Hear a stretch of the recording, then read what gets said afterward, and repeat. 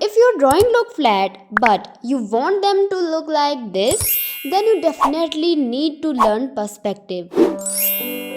And आज की इस वीडियो में हम 1 point, 2 point and 3 point perspective को डीपली समझने वाले हैं। बट उससे पहले जान लेते हैं कि पर्सपेक्टिव है क्या।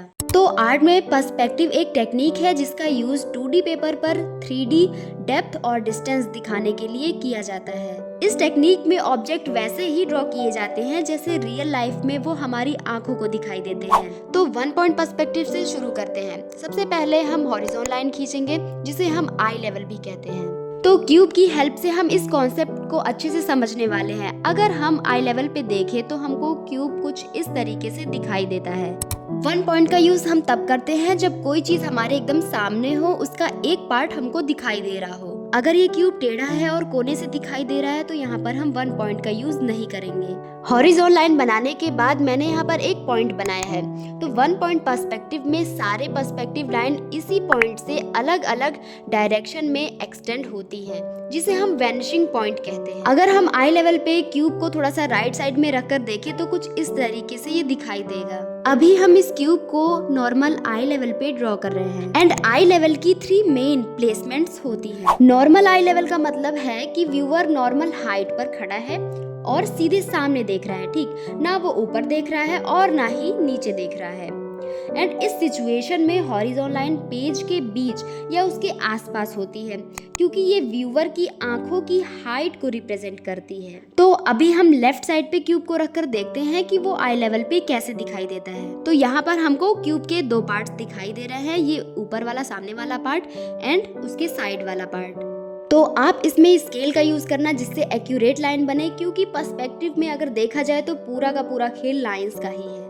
तो वैनिशिंग पॉइंट का यूज करते हुए ही हमको लाइंस ड्रॉ करनी है और उसी के हिसाब से हमको ऑब्जेक्ट्स भी ड्रॉ करने हैं। 1 पॉइंट पर्सपेक्टिव में हमने आई लेवल पे ड्रॉ करके तो देख लिया कि हमको ऑब्जेक्ट कैसा दिखाई देगा। अब हम देखते हैं कि लो आई लेवल पे ये क्यूब कैसा दिखाई देगा। तो लो आई लेवल में व्यूअर क्यूब से नीचे होगा और हमको क्यूब ऊपर दिखाई देगा। तो सिंपली अगर हम नीचे से क्यूब को देख रहे हैं तो क्यूब हमको कुछ इस टाइप से दिखाई देगा। तो 1 पॉइंट में क्यूब का जो हमको फ्रंट फेस दिख रहा है उसको हम सिंपली ड्रॉ कर लेंगे क्योंकि उधर पर्सपेक्टिव अप्लाई नहीं होता है, इसलिए इसकी हॉरिजॉन्टल एंड वर्टिकल लाइंस बिल्कुल सीधी रहती हैं। देन इसकी कॉर्नर्स से हल्की सी कंस्ट्रक्शन लाइंस को वैनिशिंग पॉइंट तक ले जाकर क्यूब के अदर साइड के एंगल्स को हम डिसाइड कर लेते हैं। ये जो लाइंस है ये क्यूब की डेप्थ को दिखा रही हैं। इसी टेक्निक का यूज करके हम किसी भी आई लेवल पे क्यूब को ड्रॉ कर सकते हैं। अब क्वेश्चन आता है कि ये फ्लैट की जगह 3D क्यों लग रहा है। रीजन ये है कि सिर्फ डेप्थ में जाने वाली लाइन वैनिशिंग पॉइंट की तरफ कन्वर्ज करती है, जबकि फ्रंट फेस की हॉरिजॉन्टल एंड वर्टिकल लाइन सीधी रहती है। हमारा ब्रेन इन कन्वर्जिंग लाइंस को डेप्थ के रूप में इंटरप्ट करता है, इसलिए पेपर पर बना क्यूब भी 3D फेल देता है। अब चाहे ये क्यूब राइट में हो, लेफ्ट में हो, ऊपर नीचे किधर भी हो, अगर आपको 1 पॉइंट पर्सपेक्टिव का कॉन्सेप्ट क्लियर है तो आप इसे ड्रॉ कर सकते हो। इवन क्यूब ही नहीं, कोई अदर शेप हो या कोई भी ऑब्जेक्ट की ड्राइंग या कोई भी ड्राइंग हो जो कि 1 पॉइंट पर्सपेक्टिव पर बेस्ड हो तो आप उसको आसानी से ड्रॉ कर सकते हो। अभी हमने नॉर्मल आई लेवल, लो आई लेवल पे ड्राइंग करके देख ली है। अब इस क्यूब को हम हाई आई लेवल पे ड्रॉ करके देख लेते हैं कि उधर से ये कैसा दिखता है। हाई आई लेवल को हम बर्ड्स आई व्यू भी कहते हैं। तो इसे बर्ड्स आई व्यू इसलिए कहते हैं कि सोचो एक बर्ड आसमान में उड़ रही है, वो जमीन, रोड्स, बिल्डिंग्स और लोगों को ऊपर से देख रही है, ठीक। उस एंगल से सबसे ज्यादा क्या दिखेगा, तो उस एंगल से ऑब्जेक्ट के टॉप सरफेस ज्यादा दिखते हैं और उनकी हाइट कंपैरेटिवली कम नोटिसेबल लगती है। तो पर्सपेक्टिव ड्राइंग में जब हम आई लेवल को बहुत ऊपर रखते हैं तो हमें भी लगभग वही व्यू मिलता है जो एक बर्ड को ऊपर से दिखाई देता है, इसीलिए इसे बर्ड्स आई व्यू भी कहा जाता है। अभी बेसिक समझने के लिए, जिसे हमें अच्छे से समझ में आ जाए, उसके लिए हम क्यूब का यूज कर रहे हैं। पर आगे की वीडियो में हम ऑब्जेक्ट की भी ड्राइंग करेंगे और बिल्डिंग्स की भी ड्राइंग करके देखेंगे और पर्सपेक्टिव को और भी क्लियर तरीके से समझने की कोशिश करेंगे। सो 1 पॉइंट पर्सपेक्टिव में आपको क्यूब का फ्रंट वाला साइड एकदम क्लियरली दिखाई देगा। अगर वो मुड़ा हुआ होगा तो वो 1 पॉइंट नहीं होगा। अगर आप मान लो बीच में खड़े हुए हो तो आपको कुछ इस तरीके से चारों तरफ बॉक्सेस दिखाई देंगे। तो ये ऊपर वाला हो गया लो आई लेवल जिसे हम वॉर्म्स आई व्यू भी कहते हैं, एंड नीचे वाला हाई आई लेवल जिसे हम बर्ड्स आई व्यू भी कहते हैं, एंड बीच में हमारा ये है normal I level. So I hope आपको ये 1 पॉइंट पर्सपेक्टिव का कॉन्सेप्ट एकदम क्लियर हो गया होगा। एंड अब हम देखेंगे 2 पॉइंट पर्सपेक्टिव को। तो सिंपली इधर भी हम एक हॉरिजॉन्टल लाइन खींच देंगे। तो जैसा कि 1 पॉइंट पर्सपेक्टिव में हमारा 1 वैनिशिंग पॉइंट था, तो ये है 2 पॉइंट पर्सपेक्टिव, तो यहाँ पर होंगे 2 वैनिशिंग पॉइंट्स। यहाँ पर क्यूब हमको कुछ इस टाइप से दिखाई दे रहा है। 1 पॉइंट में हमको क्यूब का सामने वाला पार्ट एकदम क्लियर दिखाई दे रहा था, बट 2 पॉइंट में हमको कॉर्नर के पार्ट्स दिखाई दे रहे हैं। सो यहाँ पर हम 1 पॉइंट पर्सपेक्टिव से इसको ड्रॉ नहीं कर सकते हैं, इसलिए इधर हम यूज करेंगे 2 पॉइंट पर्सपेक्टिव का। इधर क्यूब को आप हॉरिजॉन्टल लाइन या आई लेवल पे देखोगे तो आपको क्यूब की सिर्फ 2 साइड्स ही दिखाई देंगी, right side and left side. इसके ऊपर का फेस एंड बॉटम फेस बिल्कुल छिप जाएगा। लेकिन अगर आप क्यूब को थोड़ा सा राइट एंड लेफ्ट में लेकर जाओगे तो उसका एक साइड थोड़ा सा ज्यादा दिखेगा और एक साइड थोड़ा कम दिखेगा, लेकिन दिखेंगे आपको सिर्फ 2 ही साइड। 2 पॉइंट पर्सपेक्टिव में हम यूजुअली ऑब्जेक्ट को कॉर्नर से देखते हैं, ना कि फ्रंट से। इसीलिए ऑब्जेक्ट की जो डेप्थ होती है वो 2 डिफरेंट डायरेक्शंस में जाती है और हमें 2 वैनिशिंग पॉइंट्स मिलते हैं। ये रूल याद रखना कि दोनों वैनिशिंग पॉइंट्स हमेशा एक ही हॉरिजॉन्टल लाइन पर होती हैं, और ये हॉरिजॉन्टल लाइन एक्चुअली व्यूअर की आई लेवल को रिप्रेजेंट करती है। तो हमने नॉर्मल आई लेवल पर क्यूब को रखकर देख लिया है और उसकी ड्राइंग बनाकर देख ली है कि वो कैसा दिखाई देगा। अब इसके बाद हम लो आई लेवल पर क्यूब को रखकर देखते हैं कि वो कैसा दिखाई देगा। तो अगर आप इस क्यूब को नीचे से ऊपर की तरफ देख रहे हो तो इसका बॉटम सरफेस जो होगा वो विजिबल होगा। तो यहाँ पर आपको दोनों साइड्स तो दिखाई दे ही रही हैं, लेकिन यहाँ पर बॉटम सरफेस भी दिखाई दे सकता है। सबसे पहले हम एक वर्टिकल लाइन ड्रॉ करेंगे। अब इस वर्टिकल लाइन के टॉप एंड बॉटम को left vanishing point and right vanishing point से कनेक्ट कर देंगे। अब हमारे पास क्यूब के दोनों साइड्स की पर्सपेक्टिव गाइडलाइंस हैं। क्योंकि आई लेवल क्यूब के नीचे है तो व्यूअर क्यूब को नीचे से देख रहा है, इसलिए लो आई लेवल में क्यूब का बॉटम फेस विजिबल होगा, ना कि टॉप फेस, और क्यूब का बॉटम सरफेस व्यूअर की तरफ ज्यादा क्लियरली अपीयर करेगा।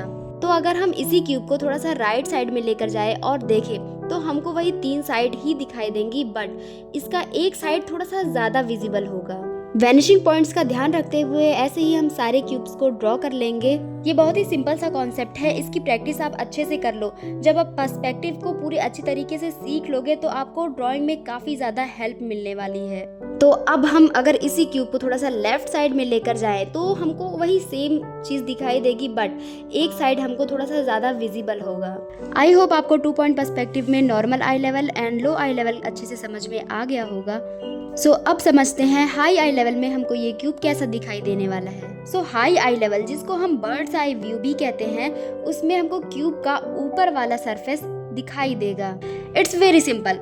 लो आई लेवल में हमको क्यूब का बॉटम वाला सरफेस दिखाई दे रहा था एंड हाई आई लेवल में हमको क्यूब का टॉप वाला सरफेस दिखाई देगा। तो देखो प्रोसेस हमारा वही रहने वाला है। सबसे पहले हम वर्टिकल लाइंस ड्रॉ करेंगे, देन वैनिशिंग पॉइंट्स से कनेक्ट करेंगे। तो देखो प्रोसेस वही है, बस हमको ये ध्यान में रखना है कि क्यूब किधर है हमारा, ये हमको देखना है कि हमारा क्यूब राइट है, लेफ्ट है, ऊपर नीचे किधर है, तो उस हिसाब से हमको ड्रॉ करना होगा। सो एक बार देख लेते हैं important difference from 1 point perspective. जैसा कि नाम से ही लग रहा है 1 पॉइंट पर्सपेक्टिव में एक वैनिशिंग पॉइंट होता है, बट 2 पॉइंट पर्सपेक्टिव में 2 वैनिशिंग पॉइंट्स होते हैं। लेकिन जो हॉरिजॉन्टल लाइन या आई लेवल होती है वो दोनों में कॉमन होती है। 1 पॉइंट में हम ऑब्जेक्ट को एकदम फ्रंट से देखते हैं, बट 2 पॉइंट पर्सपेक्टिव में हम ऑब्जेक्ट को कॉर्नर से देखते हैं। अभी तो मैं आपको क्यूब की हेल्प से बेसिक सा समझा रही हूँ, आगे हम और भी एग्जाम्पल्स को देखने वाले हैं। सो फाइनली हमने 2 पॉइंट पर्सपेक्टिव को भी अच्छे से समझ लिया है।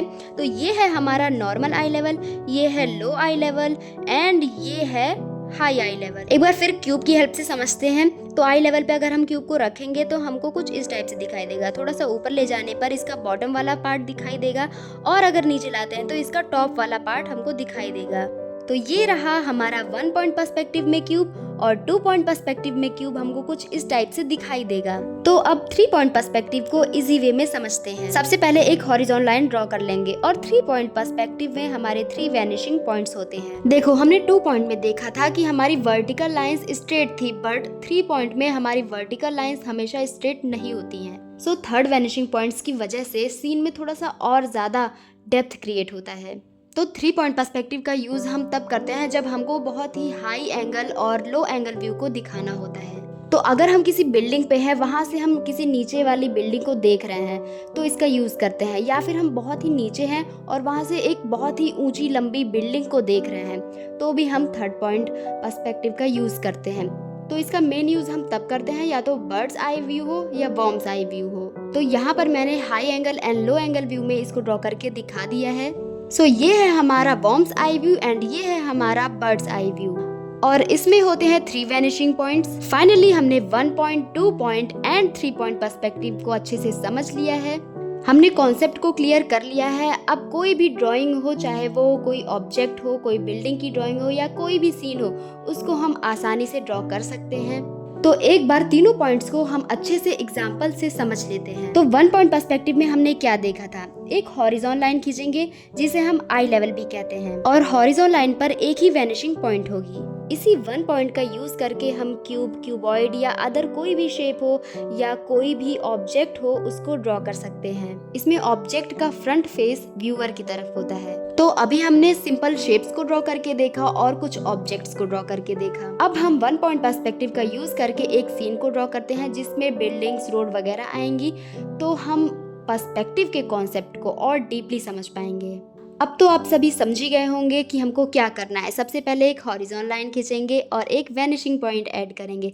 क्योंकि 1 पॉइंट पर्सपेक्टिव है इसलिए हमारी वैनिशिंग पॉइंट भी एक ही होगी। ये कुछ पिक्चर्स देखो, आपको यहाँ पर लग रहा होगा कि सारी लाइंस एक ही पॉइंट पर जाकर मिल रही है, तो ये 1 पॉइंट पर्सपेक्टिव का एग्जाम्पल है। सो फटाफट से 1 पॉइंट पर्सपेक्टिव का यूज करके इस सीन को कंप्लीट करते हैं।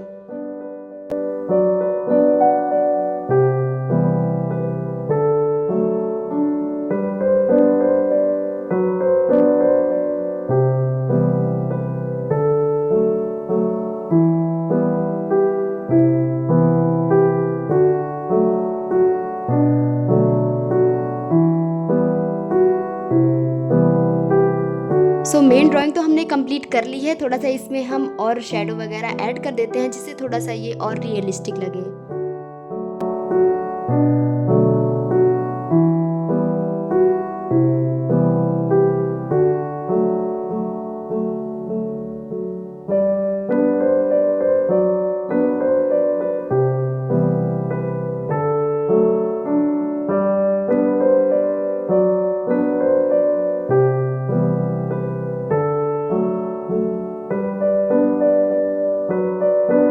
हमने 1 पॉइंट पर्सपेक्टिव का यूज करके अपनी ड्राइंग को कंप्लीट कर लिया है।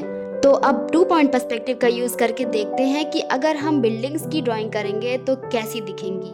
सो हॉरिजॉन लाइन खींचने के बाद हमने इस पे ऐड कर दी है 2 वैनिशिंग पॉइंट्स, और इसी की हेल्प से हम अपनी ड्राइंग को कंप्लीट करेंगे।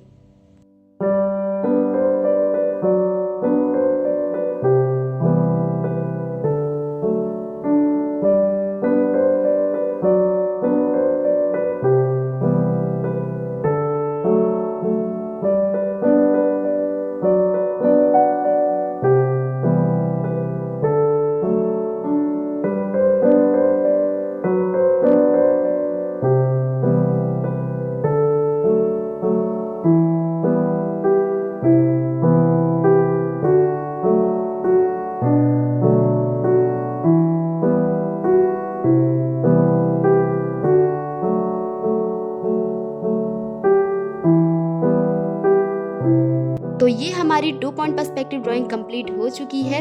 2 पॉइंट में हम ऑब्जेक्ट को कॉर्नर से देखते हैं, इसलिए इसकी दोनों साइड्स विजिबल होती हैं। सो दैट्स वाई हमने यहाँ पर 2 पॉइंट पर्सपेक्टिव का यूज किया है। तो अब देखते हैं कि अगर हम 3 पॉइंट पर्सपेक्टिव का यूज करके ड्राइंग करते हैं तो वो कैसी दिखेगी।